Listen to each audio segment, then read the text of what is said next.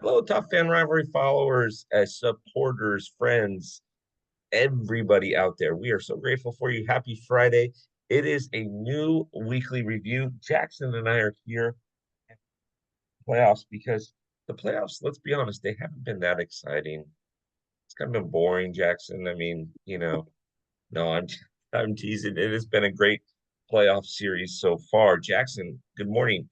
How are you? I'm doing all right, just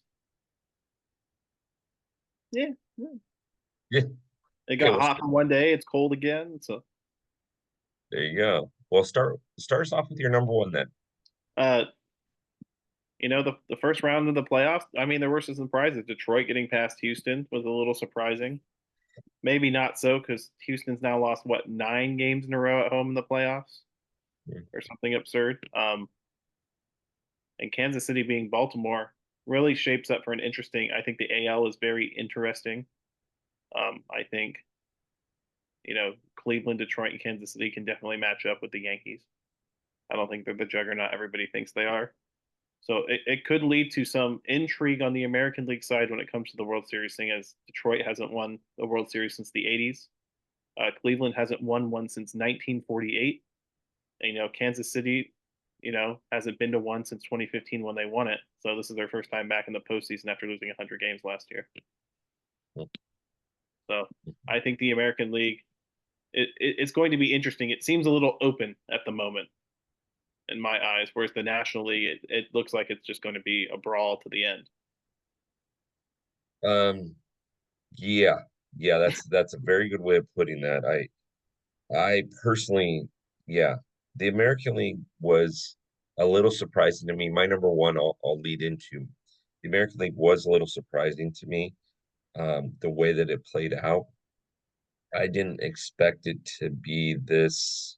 Yeah, Kansas City lost 106 games last season. Wow. Um, the I didn't expect it to be this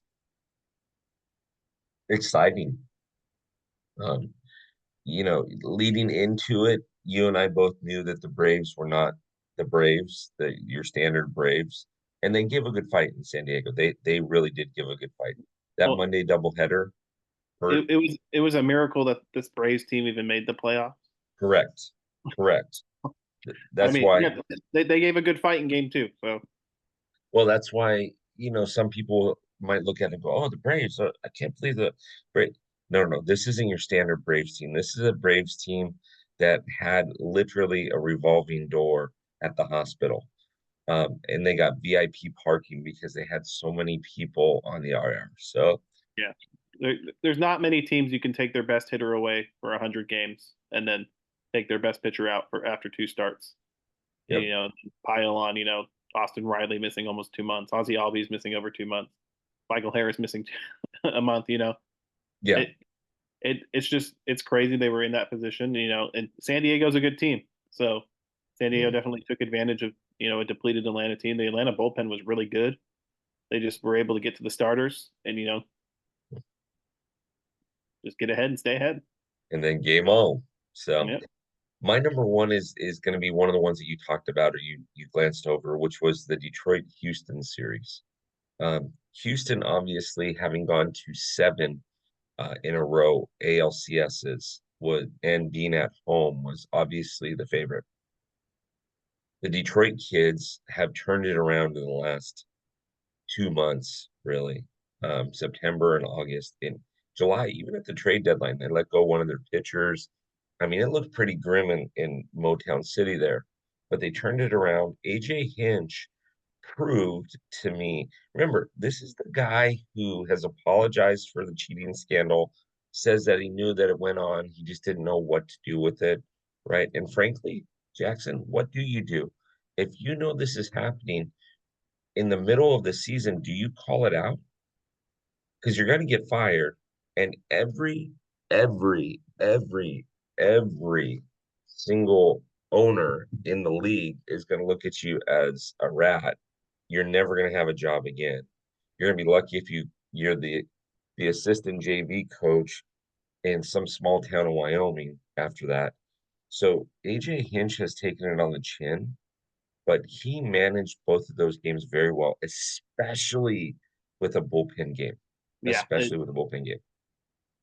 I don't know how they won game 2 using just the bullpen game, second game into the playoff, but that will be something to watch. Detroit is a team to watch because behind Tariq Skubal, it is pretty grim. The starting options. So they really need to figure it out because as these series lengthen out, you can't just throw a bullpen game. No, you can't have a bullpen game the entire series. You can't afford to throw multiple bullpen games in a row. You're going to have to use a starting pitcher to at least get you 3 or 4 innings, Mhm.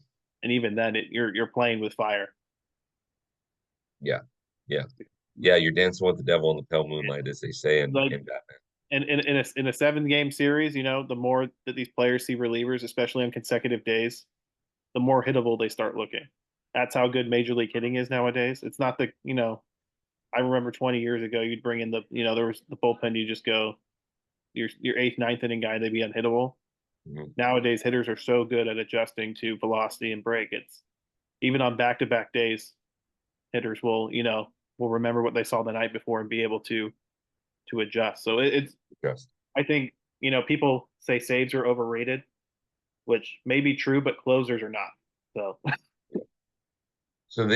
so my takeaway of that series, and I'm gonna make a bold prediction here, Jackson. My takeaway of that series is exactly what you said. Um, in a 5 game set, maybe they can get away with it. In a 7 game series, yeah. it's going to be tough. Now, but I will say this. I will say this. If, if, and you had said the Yankees are beatable, if Detroit gets past, if Detroit can get past Cleveland, I think they're going to go to the Fall Classic. But if the Tigers get swept in Cleveland, they have had a phenomenal series. But I mean a phenomenal run. I mean, they turned it around. They made the playoffs. Nobody expected them to make the playoffs this season. Not only did they make the playoffs, but they won the first wild card round. So, I mean, hats off to Detroit. You're winning already. Even if you get swept by Cleveland Saturday, Sunday, and Tuesday, you're Yeah, still winning. I think they came out and accomplished what they wanted to is establish that they're capable of fielding a playoff team.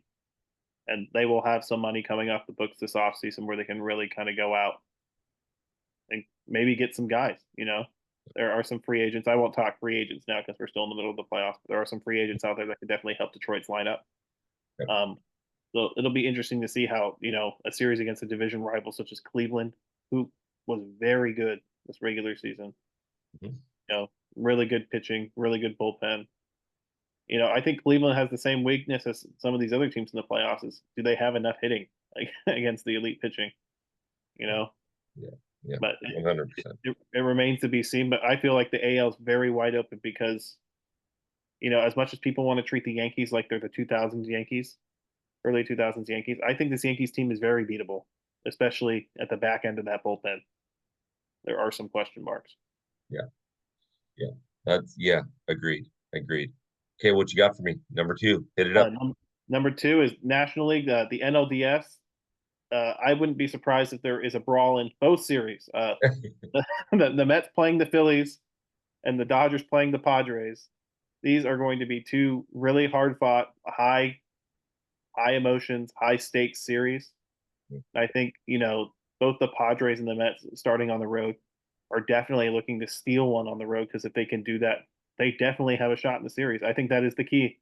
Do not go back home down 2-0, and it's mission accomplished because if you can steal a game on the road, it puts a lot of pressure, especially on, Philadelphia wasn't great on the road this year. If you can steal one from their advantage from Citizens Bank Park, I think the Mets are in a really good position. I feel the same way with the Padres. If you can steal one at Dodger Stadium, I mean, not that the Dodgers are they're not as extreme as Philadelphia with their home road splits, but if you can steal one at Dodger Stadium, you definitely feel good about yourself heading into game 3, especially with how the Dodgers starting rotation falls, where it's basically a 3 game series where you play 2 of them at home. Mhm. So that'll be the key. The first 2 games of both series. I mean, I know I sound like the analyst that states the obvious, but they're the key. They're the games to watch this Saturday and Sunday. The first two Yeah. games of Yeah, NL. Yeah, I agree with you there. It's going to be high stakes, high emotions. Can I just tell you that I hate the 2-2-1? I would love it to go back to the 2-3, right? Where it used to be in the olden days. You started out, so the Mets would start out at home for the first two games, and the last three would be in Philadelphia. No trouble. But the 2-2-1, I don't know. I hate it, but it is going to be a heavyweight fight. Um, on both sides, on Philly and New York. And New York has proved to be a very, very, very good team. Yeah, Very good team. yeah. Taking the lead yesterday against Milwaukee in the ninth inning was surprising Hmm. with how good Milwaukee's bullpen is. It shows a team that it's ready to fight, and I think it's a team that's playing with a chip on its shoulder because they're disrespected even in their own media market. Nobody takes the Mets seriously. I Yeah. am guilty of that. Hashtag little Mets because it's funny. But the Mets have a really solid lineup, and when your lineup can hit like theirs can, you're not out of any game. You're a Braves fan. You're supposed to disrespect the Mets. It happens. I know. I'm just saying I can't help it. But it is a little disrespectful that even in New York they get no credit. Yeah. They've definitely been the better the New York teams over the last 2.5, 3 months.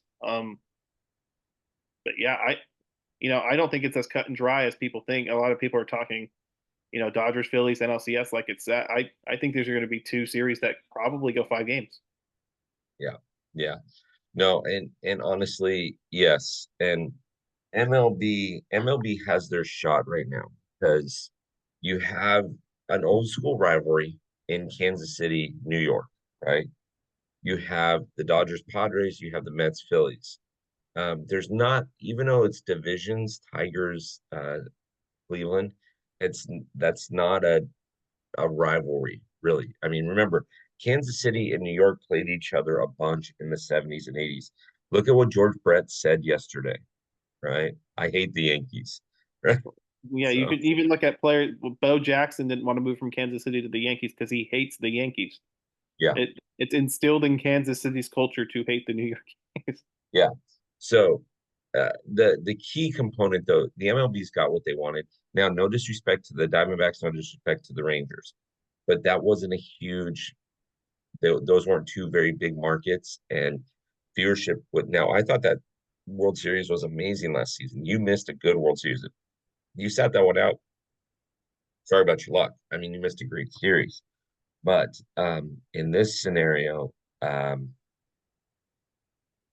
yeah, in this scenario, you you want one of those heavy hitters coming out. And honestly, and again, no disrespect at all to the Padres, none whatsoever. But if it's Padres KC or Padres Cleveland or Cleveland something. or Padres Detroit, is anybody like again? You have two small market teams again, and or smaller market teams. They really need to see the Dodgers, Phillies, or Mets come out of that.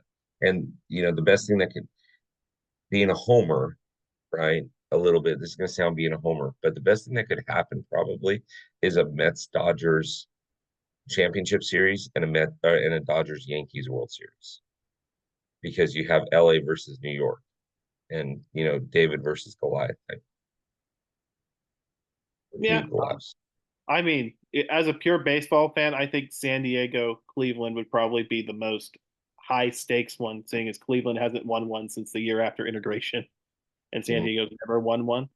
From a neutral fan standpoint, you know, that would probably be the best. But I agree with you. The commissioner's office is probably licking their lips, thinking that the Yankees have an easy path. I disagree with that, Mhm. but they're hoping the Yankees play 3 of the 4 NL teams. Even if they play the Padres, it's a World Series rematch. So Mhm. it'll be interesting to see um, how they promote things going forward. Yeah, How they are. 100%. 100%. So, so my number two is how to build, right? I'll call it my how to build segment. In my mind, each of these teams have solidified themselves as teams that players in free agency are going to look at and go, hey, these guys want to win. Now, we already knew that about the Phillies. We already knew that about the Dodgers, right? And for the most part, you already know that about the Yankees. but you're going to attract really good players, and I'm not going to talk specifics, but you're going to attract really good free agencies to places like Baltimore, who have been in the playoffs now twice and are just one or two key components away from like lighting it up and going deep in the Well, playoffs. and to your point, Baltimore just got a new owner who wants to spend money. They have the perfect recipe out there. Baltimore is definitely, that you shouldn't be too beat up about losing 2 games in a row. It, Yeah, it sucks, but you still got your core together. Keep moving forward. exactly. And so Baltimore, um, uh, Baltimore's young.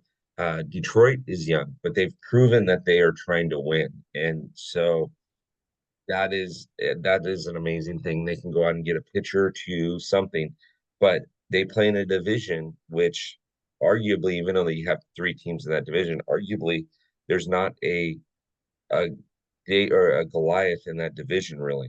So that division's up for the taking. Kansas City can win it, Detroit can win it, Cleveland can win it. And so there's White Sox could get better and over time, but you're looking at teams that players might not have suspected, right? And thinking, maybe I can sign a 3-year deal in Detroit. Maybe I can sign a 3-year deal in Kansas City. They're looking like they want to win. So where to build next for these teams is a pretty awesome thing. And no shade to Milwaukee. Milwaukee gave it everything that they had. They gave it everything that they had, and it looked good. I mean, they looked good. So same Yeah, thing in Milwaukee. they were really missing the bat of Christian Yelich in that lineup in this short series, and it's just unfortunate that he missed the playoff because I feel like Milwaukee with Christian Yelich would be a very, very intriguing contending case. Oh yeah, 100%, 100. But yeah, it's next steps, it's next building, and you're going to see some teams that haven't been talked about in a while. The Detroits, the Baltimores, um, the Kansas Cities, the Clevelands, the Milwaukees, smaller market teams where players are going to look and go, maybe, right? Maybe this makes sense. Maybe I can do it. Maybe I can do a 3, 4 year contract. Who knows? So that's my number two. Jackson, tell me that I'm seeing that wrong. Am I seeing that wrong? No, you're seeing it right. You're absolutely right. And I think the advantage of some of these smaller market teams is just piggybacking off that is they are mostly homegrown. So if they don't have a ton of big free agent signings already, it definitely opens up spots. They have money to spend because they're mostly built internally. So that is Yeah. something to watch. For my number three, Hmm. I think it's going to be to watch the teams that had the bye, watch the higher seeds, Ooh. knocking the rest off. We have seen in the last 2 playoffs the home team start slow, Mhm. and it is something to keep an eye on because uh you know if you're a team like Cleveland, you probably haven't had 5 days off in a row in forever, or New York. I know the Phillies and the Dodgers have struggled after extended periods of time. Even the Yankees to an extent. These 5 days off, it's all about the preparation you put in, and hopefully they put the preparation in because, like I said, game 1 and 2 are critical. You lose one on the road in a 5 game series, all of a sudden, you're feeling some pressure. Yeah. Yeah. So it'll be interesting to see how they knock the rest off, and Yeah. especially a team like Detroit or a team like San Diego or a team like the Mets who have come off some big wins, some momentum wins. They're hitting really well. These teams, you had a bye, but you need to watch out because these teams are going to come out swinging. Yeah. Tell Well, me I'm wrong. yeah, no, in some ways it's good for some of these teams. So like I think the Dodgers kind of needed it when Freddie Freeman rolled his ankle. That would be a huge blow about having him. Well, he didn't make the trip to Colorado, and they don't play till Saturday, so he had 9 days off.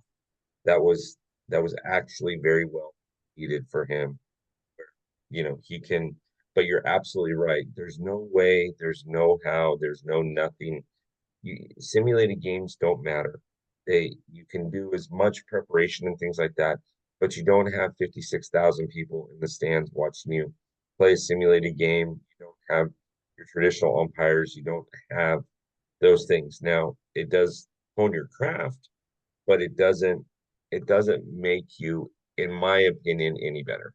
I Yeah. mean, you're just I yeah, honing I it. think what it hurts more is the hitters' timing because they're not seeing as much live pitching. Simulated games are different because the guy on the mound in the simulated game is not going to be 100%ing every pitch because he's trying not to hurt himself. And then an even bigger thing is pitcher rhythm. You know, guys, Zach Wheeler, Garrett Cole, these guys are creatures of habit. They like to take the ball every 5 days. They don't like taking it sooner. They don't like taking it later. So it becomes this juggling act where you have to make sure your ace is ready. Like too much. It sounds weird, but like too much rest, and they get rusty, even though they're really good. Yeah. And it's a feel thing. They go out and they throw, you know, X amount of effort every 5 days, Yep. Yeah. and 100%. and they struggle when they're not on that schedule. You know, it's like coming back from vacation. You take a week off from work and you come back in, you're not having a good first day. No. No. No. No. You're not. You're not. You're trying to figure out everything. No. Absolutely. Absolutely. That's a great, great, great comment there. I love that. Um. Uh. For me, watching that rust fall off is gonna be key. You've seen the Dodgers make 2 years in a row make first round exits. Last year it was because of pitching, right? The pitching was not caliber. And frankly, the Dodgers don't have the starting pitching that they need in a big. I mean, they're going to rely heavily on Yamamoto. They're going to rely heavily on Jack Flaherty. Um, I mean, uh, you don't have a choice. Tyler Glass now is out. Who knows what Clayton Kershaw is going to do? Do you want to throw a young kid? So yeah, it's going to be interesting to see how the Yankees, how the Dodgers, how Cleveland, and how Philly handles things. It'll be very interesting. Yeah, and it'll Very. be interesting to see if the teams kind of stumble out of the block for the third year in a row if Major League Baseball evaluates their playoff format. Yeah. Because there has been criticism of teams complaining about it the last 2 years that they're not focused or prepared. But you know, 5 days, it's like a week. They're Yeah, basically and taking a week and off. frankly, you can make the argument both ways, right? You can say, hey, it's no different than the All-Star break. The only difference the only difference is the All-Star break, you still have best of 79 or 78 or 81, however many games you've played. Yeah, You come out of this, you're playing best of 5. yeah. That once you shrink that sample size, it becomes irrelevant. What it's the same as something or not coming. If you stumble out of the All Star break and lose a series or two, and then find your rhythm, you're fine. But you can't afford to lose winnable playoff games. Mhm. It 100%. doesn't matter if you're up three nothing in a series, two you know 2-0, or you're down in the series. If you lose a winnable playoff game, it will come back to haunt you. 100%. 100%. So, um, exactly. My number three, I'm going to use an example from last night. My number three is going to be the teams that are going to get past this next round and frankly are going to go to the Fall Classic are the teams that do three things. Number one, they don't expand the zone. They make the pitchers come to them. Okay.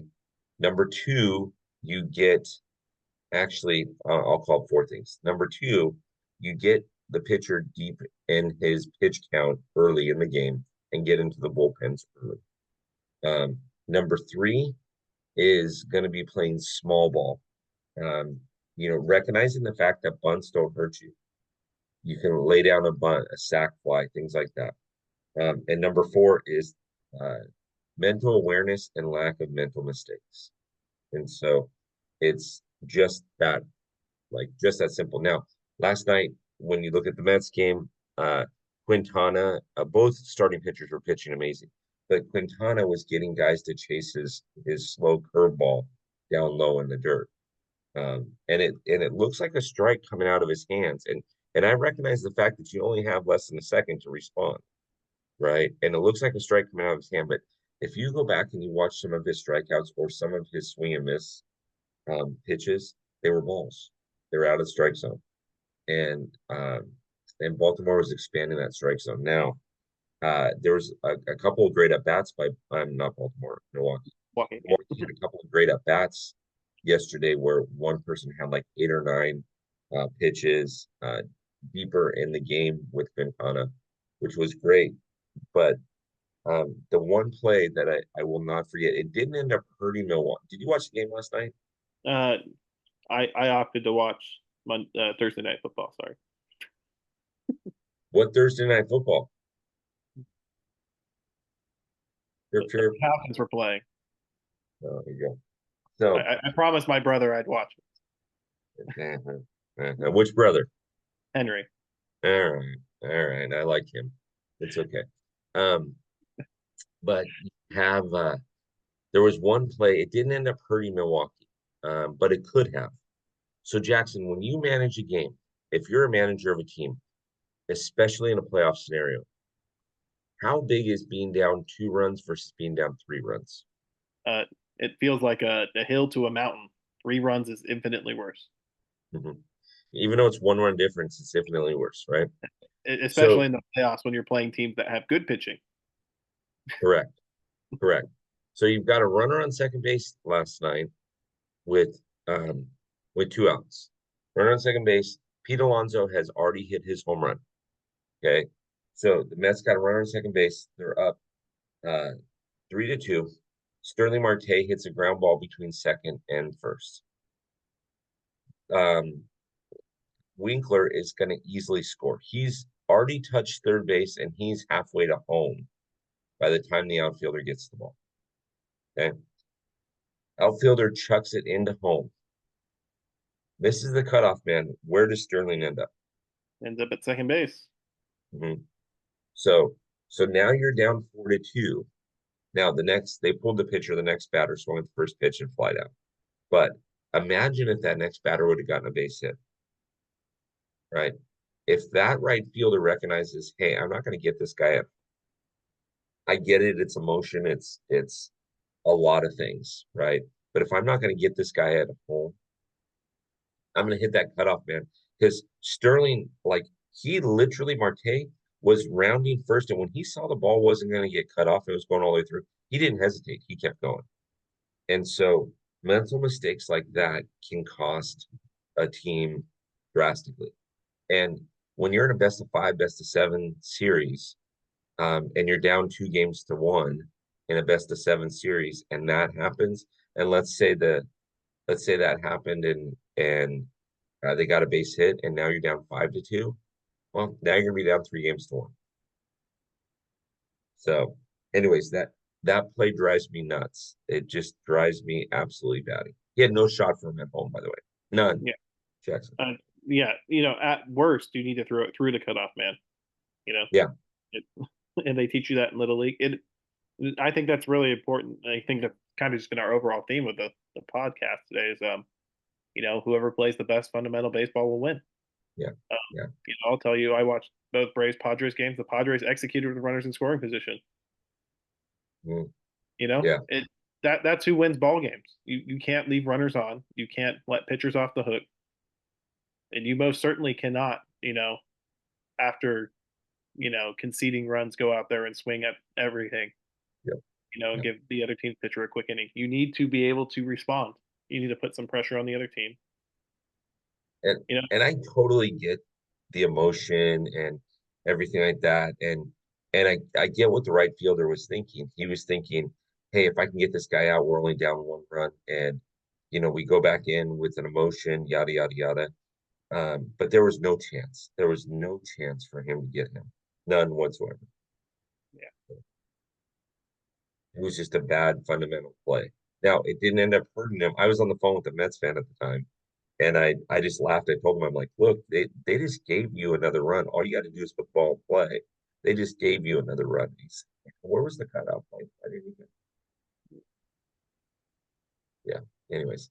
All right, Jackson, do you have any honorable mentions today? I have a few. Luis Ariz becomes the first player in history to win 3 straight batting titles with 3 separate ball clubs.